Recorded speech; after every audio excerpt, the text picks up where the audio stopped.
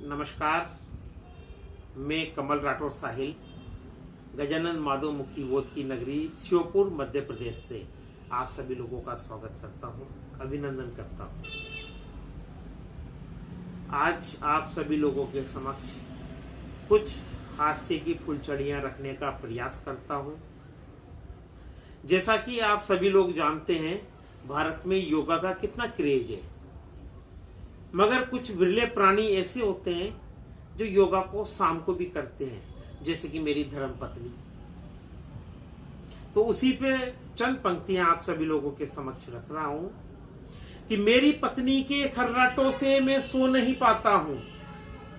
मेरी पत्नी के खर्राटों से मैं सो नहीं पाता हूं और आज तो थाने जाकर रपट लिखाता हूं। मैंने भी अब ठान लिया, कफन सर पे बांध लिया।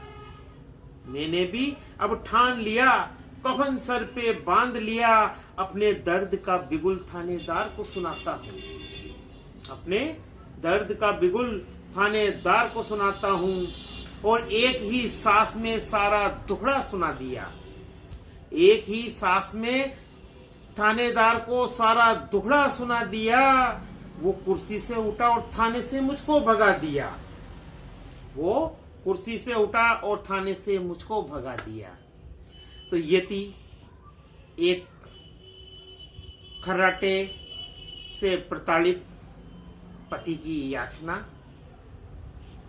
इसके पश्चात एक किस्सा मुझे याद आ